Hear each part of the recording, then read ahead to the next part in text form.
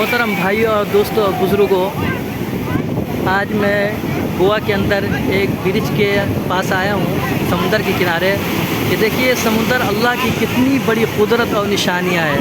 یہ سب چیزیں اللہ تبارک و تعالیٰ نے انسانوں کے لیے بنایا ہے کہ انسان اس کے اندر غور و فکر کرے اور اللہ کی معرفت حاصل کرے، اللہ کو پہچان سکے، اللہ کی عبادت کر سکے۔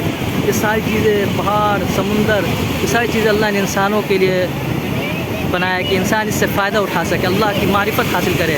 قرآن میں ایک جگہ اللہ فرماتا ربکم الذی یسجی لکم الفلک فی البحر تبتغوا من فضلہ انہ کان بکم رحیما۔ تمہارا وہی ہے جس نے تمہاری سمندر میں کشتیاں چلایا تاکہ تم اس کے فضل کو تلاش کر سکو۔ بے شک تمہارا رب بڑا حکمت والا ہے، بڑا رحیم ہے۔ ایک جگہ اللہ تبارک و تعالیٰ اپنی قدرت بتا رہا ہے، اپنی قدرت کی نشانیاں بتا رہا ہے، اپنی طاقت بیان کر رہا ہے کہ وَلَوْ أَنَّ مَا فِي الْأَرْضِ مِن شَجَرَةٍ أَقْلَامٌ وَالْبَحْرُ يَمُدُّهُ مِن بَعْدِهِ سَبْعَةُ أَبْحُرٍ مَا نَفِدَتْ كَلِمَاتُ اللَّهِ إِنَّ اللَّهَ عَزِيزٌ حَكِيمٌ،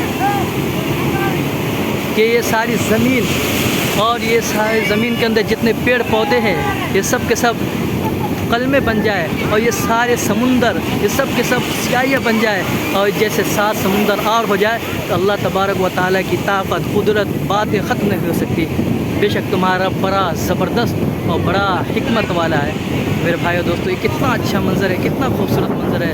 اگر انسان اس کے اندر غور و فکر کرے تو ایک اللہ کی قدرت، ایک اللہ کی طاقت کو پہچان سکتا ہے کہ وہی ہے، اس کا کوئی مالک ہے، جس نے اس کو پیدا کیا ہے، جس نے ساری چیزوں کو بنایا ہے، جس نے چاند کو بنایا، سورج کو بنایا، آسمان کو بنایا، سمندر کو بنایا، پہاڑوں کو بنایا، اس کا ضرور کوئی خالق و مالک ہے۔